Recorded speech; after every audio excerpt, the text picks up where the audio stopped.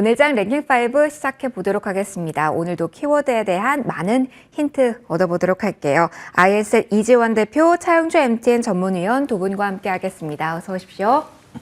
안녕하세요.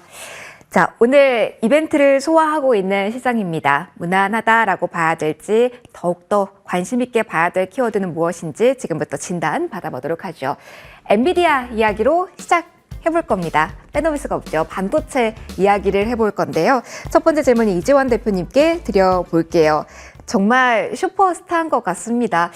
등록비가 높았는데 그거보다 더 좋은 이야기가 나왔고요. 티핑 포인트에 도달했다라는 이야기까지 나왔습니다.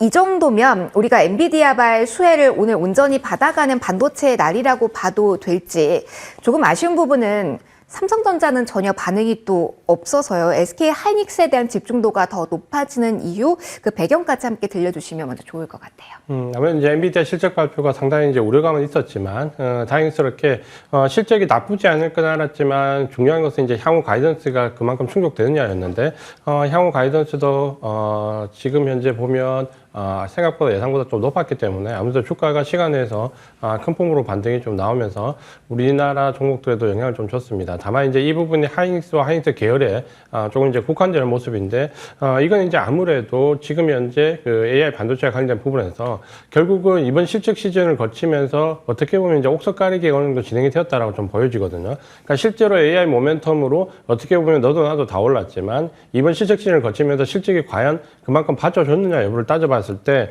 이제는 조금 수혜를 받는 쪽과 받지 않는 쪽의 주가는 차별화될 가능성이 있다라는 것을 조금 보여주고 있습니다. 엔비디아 같은 경우는 사실 이제 우려감이 굉장히 많았지만 우리가 이 AI 반도체 모멘텀과 관련돼서는 저희가 차 소장님과 함께 계속해서 메가 트렌드에 대해서 굉장히 말씀을 많이 드렸습니다. 그러니까 단순하게 이번 분기, 이번 실적이 아니라 시야를 좀 더 크게 봐야 된다고 말씀드렸는데 지금 이번에 엔비디아 실적을 보고 가장 경이로운 점이 어떤 부분이냐라고 얘기하면 엔비디아의 지난번에 말씀드렸던 PER입니다. 엔비디아의 PER이 지금 32에서 34배에서 왔다 갔다 하는데, 이 수치는 10년 전 그 평균치와도 동일합니다. 그러니까 이 말이 뭐냐면, 주가가 작년 초에서 거의 4배 가까이 올랐는데 PER이 오르지 않았다? 그만큼 EPS가 가파르게 쫓아 올라왔다라는 얘기죠. 그걸 본다라고 하면 지금 현재 엔비디아의 고평가 논란이나 혹은 우리가 예전에 닷컴 버블과 비교하는 것은 사실 실적을 기반으로 본다면 전혀 맞지 않다라고 좀 보여지고, 이런 부분에서 이제 매기가 전체적으로 확산되는 부분은 다만 우리가 이제 겪어봤던 것처럼 하드웨어에서 시작해서 소프트웨어 쪽으로 그리고 온 디바이스 AI로 아마 이 단계별로 지금 진행이 될 건데, 지금은 반도체와 어떻게 보면 GPU에 국한되어 있는 하드웨어 쪽이 가장 곽광을 받고 있죠. 물론 이게 마이크로소프트 대변되는 소프트웨어 쪽은 하반기에 윈도우 12가 출시되고 AI 앱이 출시되면 본격적으로 나올 거고요. 아마도 순서상 그 뒤쪽에 온 디바이스 AI, 애플이나 삼성전자가 크게 수혜를 받을 수 있을 겁니다. 그렇게 본다면 오늘 왜 삼성전자는 안 옮기기지라고 생각할 수 있으시겠지만, 이 수혜를 받는 과정에서 시차가 있다는 부분을 조금 인지를 하시는 게 중요할 것 같고요. 그렇게 본다면 뭐 계속 강조드렸지만 올 상반기까지는 일단 하이닉스 중심으로 보시는 게 중요하다는 부분은 여전히 지금도 관심을 가지셔도 되고, 비싸 보이지만 우리가 이거를 냉정하게 지표로 따져보면은 여전히 매그니피센트 7종목 중에서 가장 싸다, 이렇게 말씀을 드리고 싶습니다. 그러면은 반도체 전반에 대해서 계속적으로 그냥 묵직하게 잡아서 끌고 가는 전략을 계속 상반기 구사해도 되는지, 아니면 조금 활용을 해서 수량은 동일하게 유지하더라도 가격적인 리스크는 조절하는 전략도 같이 구사할 필요가 있는지도 궁금합니다. 보통 이제 어느 정도의 단기적인 혹은 중기적인 그 주도 섹터라면 수량 조절을 조금 비중 조절을 하시면서 가시는 게 좋은데, 사실 하이닉스 같은 경우는 저는 그냥 계속 보유를 하라고 말씀드리고 싶고요. 조정키마다 추가 매수 관점을 보고, 만약에 이제 이렇게 하시는데 투트랩 전략을 쓰셨으면 좋겠습니다. 그러니까 한쪽은 하이닉스를 조금 묵직하게 길게 가져가시고요. 코스닥의 장비나 부품 종목을 조금 노리고 싶으실 건데, 사실 그거를 뭐 한미 반도체라든지 유스페타시스 변동성이 굉장히 크거든요. 그럼 그런 부분에서 좀 잡기 어렵다면 이런 경우는 뭐 예를 들어서 코덱스 ETF를 활용하시는 게 좋습니다. 코덱스 ETF에 뭐 AI 핵심 장비, 반도체 이런 경우는 한미 반도체나 유스페타시스 전체 상승량의 한 60, 70% 정도 따라가거든요. 대신 이제 리스크는 좀 적죠. 그래서 하이닉스 같은 대형주를 일단은 중장기적으로, 그리고 코덱스 ETF를 활용해서 조금 샀다 팔았다 관점에서 좀 단기적인 트레이딩 관점으로 접근하시면 투트랙 전략으로 가시는 게 지금은 가장 좋지 않을까, 이렇게 말씀을 드리고 싶습니다. 반도체 넓게 볼 게 그렇게 투트랙까지만일까요? 아니면 소프트웨어에게도 조금의 시선을 주는 것도 괜찮을까요? 소프트웨어는 생각보다는 나쁘지 않습니다. 왜냐하면 우리가 마이크로소프트가 생각보다 실적이 좋았던 부분은 우리가 오픈 AI 실적이 생각보다 매출액이 우리가 예상했던 것보다 좀 빨리 땡겨졌거든요. 그걸 본다면 소프트웨어 쪽도 지금부터 관심을 가져 나가셔도 괜찮고요. 다만 온 디바이스 AI는 삼성전자와 애플이 좀 걸리는데 시간이 좀 걸린다고 보셔야 됩니다. 이유는 온 디바이스 AI가 제대로 돌아가기 위해서는 첫 번째 운영 체제와 관련되어 있는 AI 전용 앱들이 출시가 이루어져야 됩니다. 근데 온 디바이스 AI 예를 들어서 PC나 모바일폰만 나왔다고 해서 그걸 적극적으로 다 활용할 수 있지 않거든요. 그러니까 운영 체계가 바뀌어야 되고 여기에 AI 전용 앱들이 나와야 되니까 그때까지는 시간이 좀 걸린다면서 온 디바이스 AI는 아마도 올 하반기 정도 가야지 주가의 모멘텀이 좀 크게 붙을 수 있다. 이렇게 보시는 게 좋을 것 같습니다. 순차적으로 수혜가 예상이 되니까 그 단계를 잘 타보자라는 이야기 해주셨습니다. 엔비디아발 모멘텀으로 오늘 반도체 강합니다. 계속 이야기 이어나가 볼게요. 사회원님과도 이야기 나눠보도록 하겠습니다.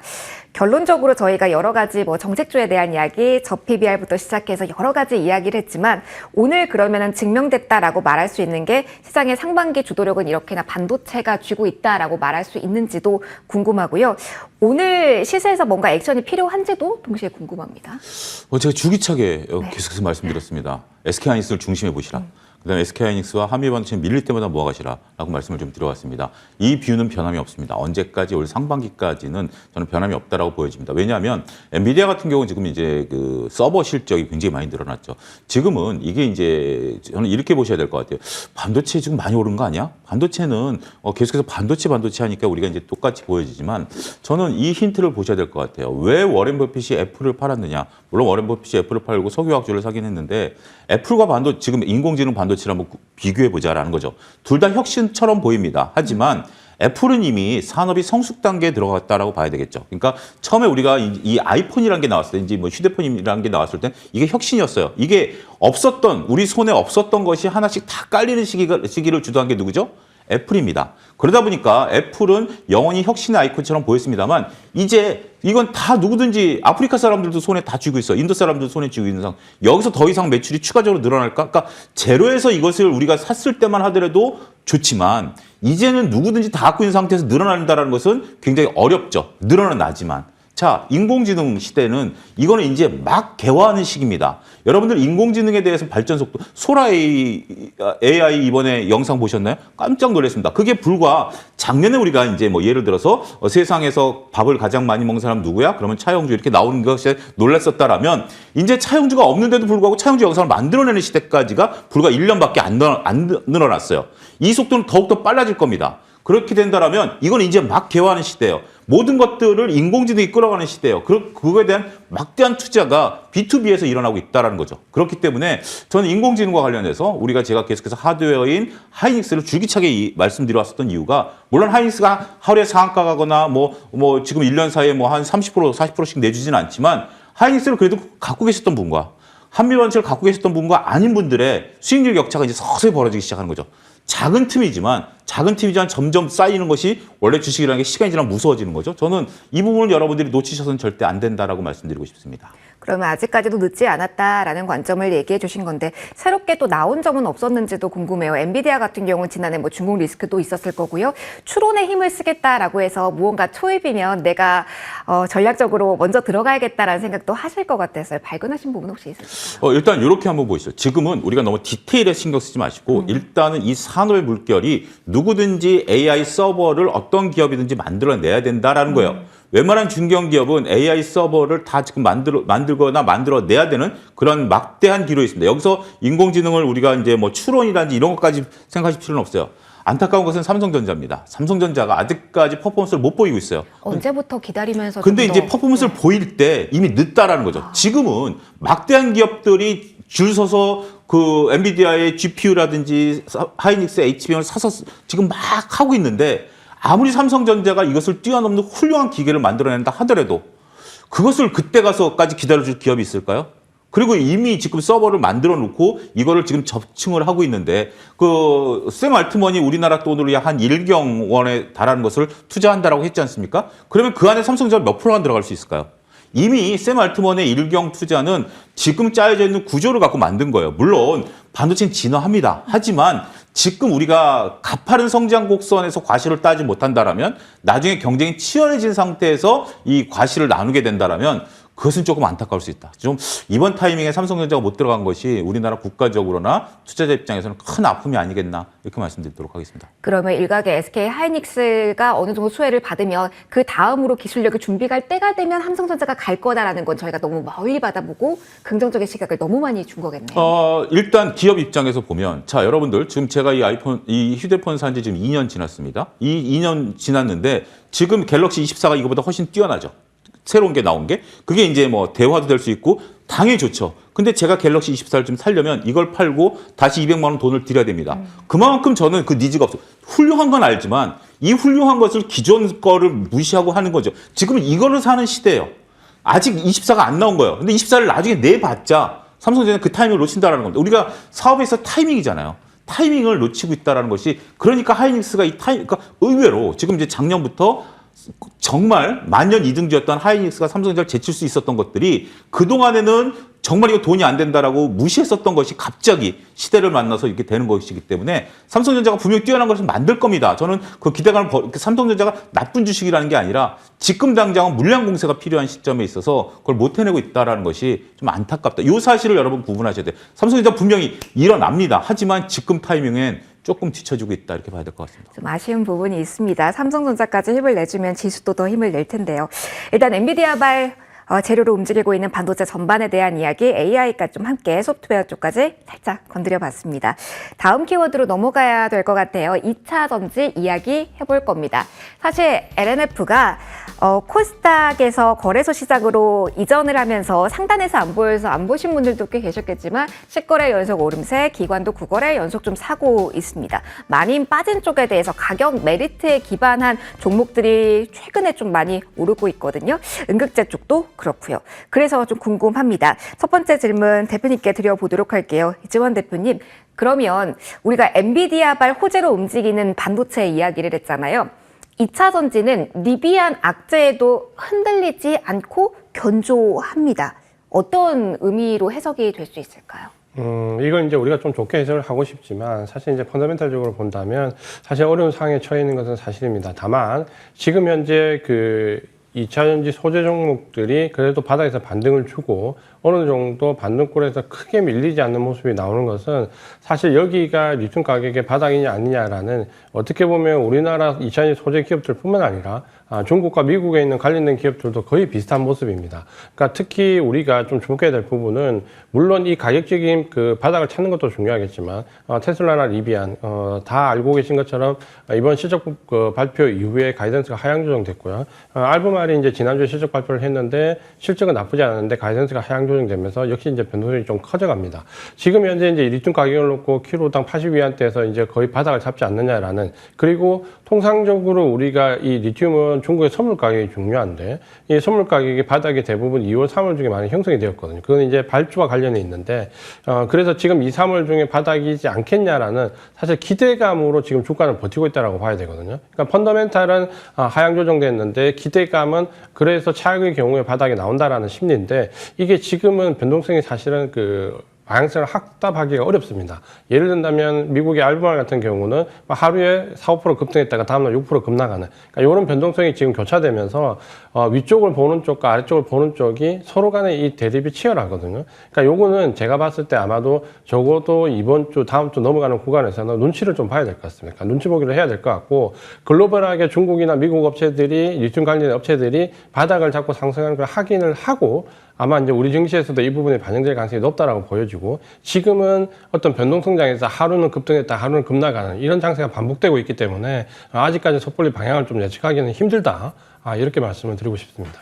그러면은 소재별로 돌아가가는 순환매에 대해서 지금 이야기하기도 좀 이르다라고 보고 일단은 양극재 쪽에 자리를 잡는 게 우선이라고 저희는 생각을 해야 될까요? 그게 이제 지금 보면 주가에 대한 모멘텀이 어떤 펀더멘털에 나아지는 부분이 아니라 예를 들어서 액면 분할이라든지 혹은 코스피로 이전하는 거래소 이전이라든지, 그러니까 이런 부분들이 주가에 영향을 좀 주고 있는 부분이 좀 더 강하고, 그러니까 이런 거는 모멘텀이기 때문에 시세 연속성이 그렇게 크게 길게 이어지기는 조금 어려운 현실입니다. 그러다 보니까 대안적인 투자를 찾아서 전해질 분리 막 여러 가지 이슈가 돌아가면서 순환매처럼 나오는데 사실 그게 시세 연속성이 있지 못하거든요.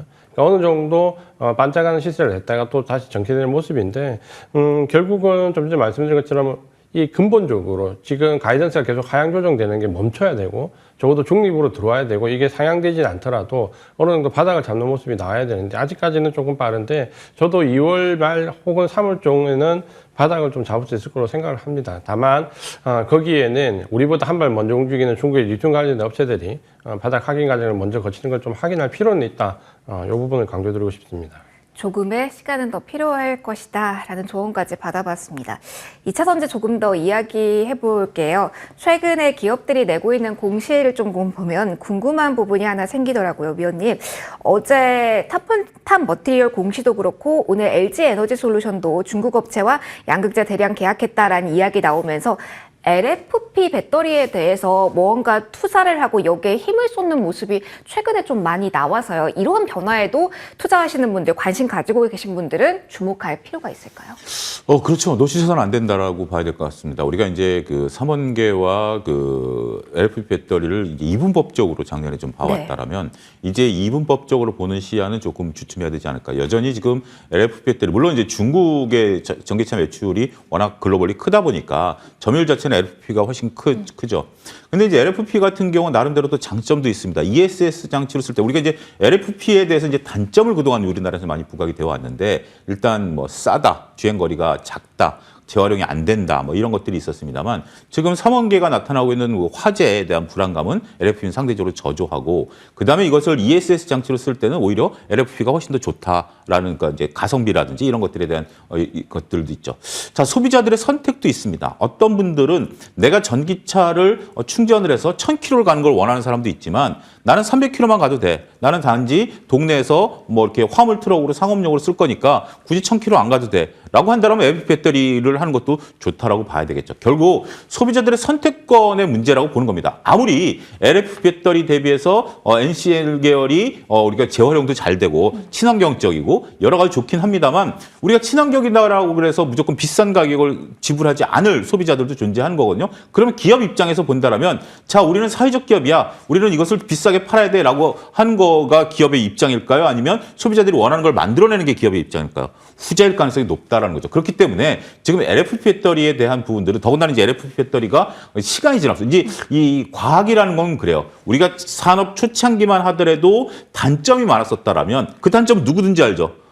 지금 뭐 이 차전지를 그렇게 잘 모르는 문과생인 저도 알 정도라면 그쪽에서는 이걸 개발하기 위해서 얼마큼 노력을 하겠습니까? 그러면 결국 시간이 해결할 수 있는 저는 문제라고 보거든요. 그런 부분들이라고 보면 LFP 배터리를 너무 우리 삼원계 대비해서 이제 발 밑에 있다, 좀 그 비교 열위에 있다라는 측면으로 우리가 무시해서는 조금 안 되지 않을까 저는 조심스럽게 말씀드리고 싶습니다. 투자의 아이디어도 서서히 확장해 가면서 탄산리튬 가격의 바닥을 잡는지 동시에 좀 확인을 해보셔야 될 것 같습니다. 2차 전지에 대한 이야기 해봤고요. 오늘 시세 중심에 있는 쪽 방산에 대한 이야기로 좀 넘어가 보도록 하겠습니다. 사실 연초부터 이쪽 괜찮은 흐름 계속 이어져 나가고 있습니다. 일단 실적이라는 큰 테두리 안에서 움직이고 있는데요. 수은법 개정안 국회 소위 통과, 총선 위로 미뤄진다라는 이야기도 나왔는데 일단 본회의 29일 또 예정이 되어 있습니다. 순항 중입니다. 그래서 궁금합니다. 위원님과 먼저 질문 가도록 할게요. 현대 로템 쪽에서 가장 강하게 모멘텀을 갖고 오늘 움직이는 특별한 이유가 있을까요?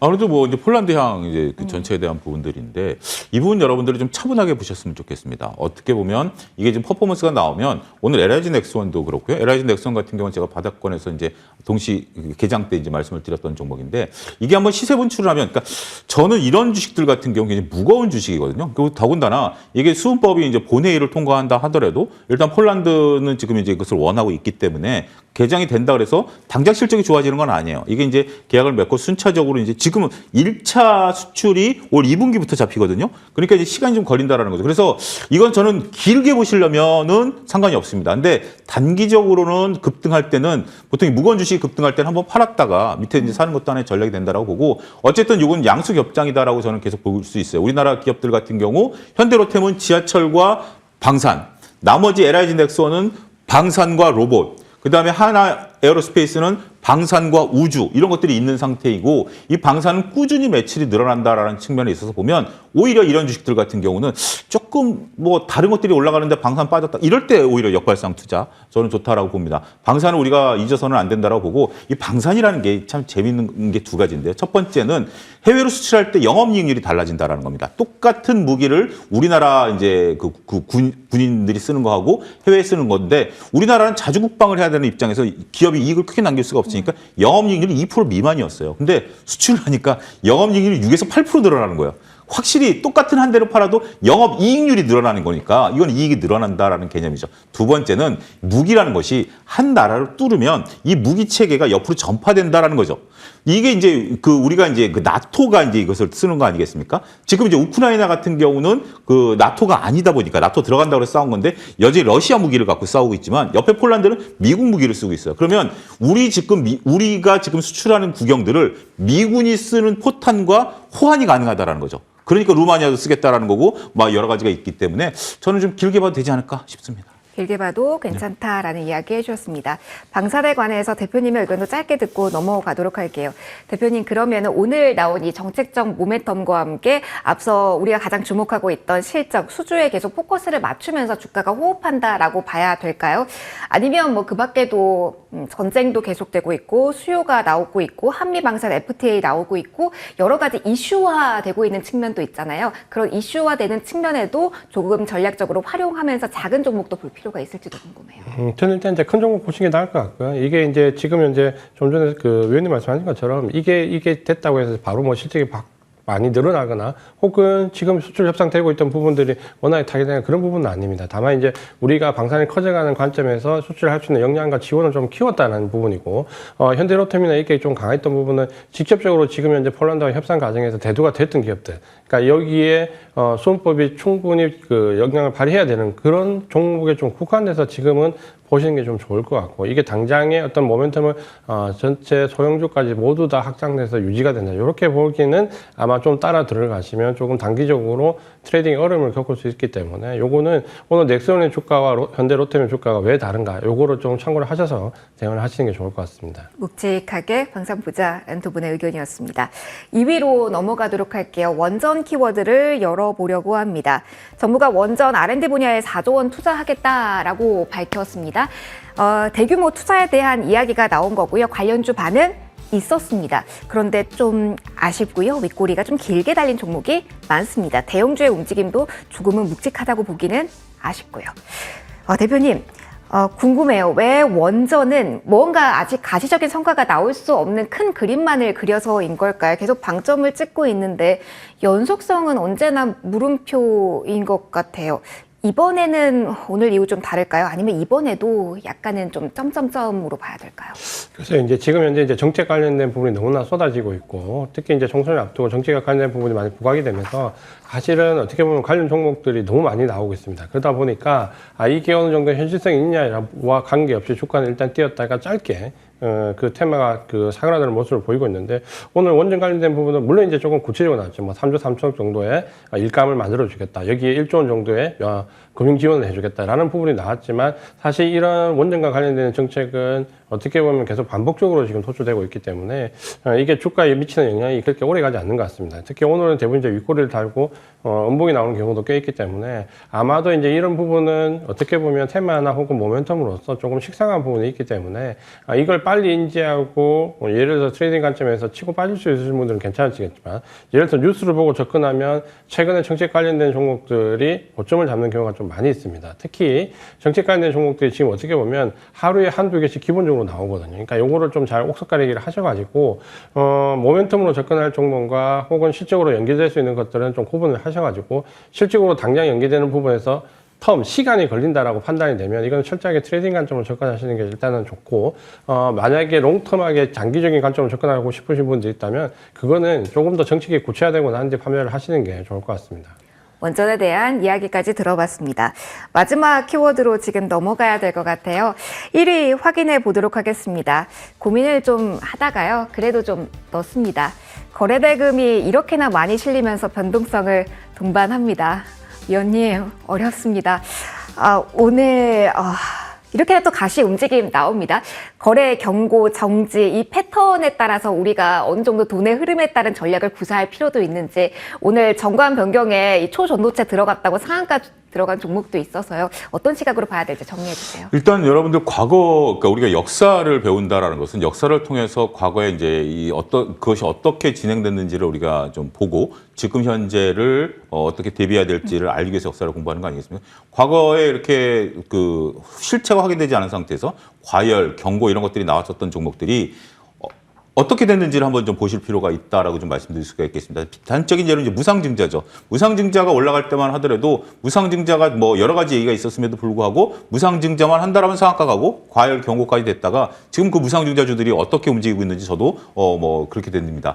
이것은 지금 뭐 움직이고 있는 거예요. 움직이고 있으니까 주식시장에 있어서 참 아이러니가 뭐냐면 아무리 네가 얘기해봐라. 내일 상한가 치는데 무슨 소리냐라는 거죠. 그게 하나의 또 논리로 통하기도 해요. 근데 저는 이 정도라면 어느 정도 이제 정말 트레이딩에 능하신 분. 오늘 이제 거래 대금이 이만큼 있다라는 것이 많은 분들이 샀을까요? 아니면 소수가 많이 매매했을까요? 저는 그렇게 봐요. 정말 투자 인구가 뭐 100명이라면 100명이 매매한 게 아니라 한 2명이 매매했다라고 저는 극단적으로 말씀드리고 싶어요. 소수가 매매했고요. 더군다나 이제 이것들 보면 여러분들 증권사들을 보면 온라인 증권사들이 이제 위에 홀로 써 있고 2위는 뚝 떨어져 있죠. 이런 부분들을 보면 여러분들이 과연 내가 트레이딩을 잘할 수 있느냐? 정말 초치기. 이건 초치기예요. 제가 좀 말이 극단적으로 하지만 초단위로 매매할 수 있는 분 아니면 이것은 진짜 하나의 현상으로만 보셔야 되지 않을까 싶습니다. 하나의 현상으로 봐야 된다. 워낙 움직임이 거래를 싣고 움직임이 나와서 변동성 구간에서 키워드를 올려놓고 추가적인 전략을 어떻게 봐야 되는 건지 비와 함께 들어봤습니다. 키워드 정리 여기서 마무리하도록 하고요. 원픽 듣고 마무리하도록 할게요. 이재환 대표님께서 원픽 가져와 주셨는데요. AS 겸해서 가야 될 것 같습니다. 오늘도 이 종목 가져와 주셨는데요. 만약에 지난번부터 꾸준하게 매수를 좀 하신 분들이라면 어디까지 갈지 계속 궁금하실 것 같아요. AS 겸해서 새롭게 전략에 대한 이야기 해주시죠. SK 하이닉스가 오늘도 이제 급등을 좀 했는데 여전히 이제 이 종목은 길게 가져가시는 분들은 좀 보유를 하시라는 관점에서 말씀을 드리려고 가지고 나왔고요. 신규로 진입하시는 분들도 물론 트레이딩 관점으로 접근을 하실 수 있습니다. 그러니까 15만 원대에서 접근을 하시면은 1차 목표 가격을 저희가 17만 원 제시를 해드렸는데 그 이상도 충분히 볼 수 있기 때문에 보시고 손절 가격은 14만 원으로 이제 조금 위로 끌어올린 다음에 가능하면 좀 긴 호흡으로 길게 보자 이렇게 말씀을 드리겠습니다. 알겠습니다. 목표가 17만 원까지 이야기해 주셨습니다. SK 하이닉스 하며 위원님의 의견도 좀 듣고 넘어갈까 합니다. 두 분이 동시에 SK 하이닉스에 대해서 이 자리에서 여러 번 추천을 해주셔서 역시 궁금합니다. 어디까지 바라보시는 구간이 딱 있으실까요? 저는 목표가 이런 것들은 목표가를 정하지 마시고요. 일단은 지금은 이제 차트가 완전히 꺾일 때까지는 이건 긴 호흡으로 보셔야 되기 때문에 좀 보자. 일단 전 심정적으로는 올 상반기. 왜냐하면 이게 하반기까지는 저는 인공지능에 대한 투자는 막대하게 일어날 것이다라고 봅니다. 올해 이제 확인이 됐듯이. 그러니까 이제 우리가 그렇잖아요. 누가 얘기한 것들이 이제 검증하는 게 바로 실적인데 엔비디아가 올해 40만 개 서버를 늘리겠다라고 그러는데 그 추세가 지금 확인이 되고 있는 상태거든요. 그게 되는데 그거 지나고 나면 조금 과잉 생산이 될 가능성도 좀 염두에 둘 것 같아요. 그래서 아직은 저는 올해 내내 파티는 열릴 거라고 봐요. 하지만 피터리치 얘기처럼 파티가 끝나기 전에 나오는 지에 그게 올여름쯤 되지 않을까 말씀드릴 수 있겠습니다.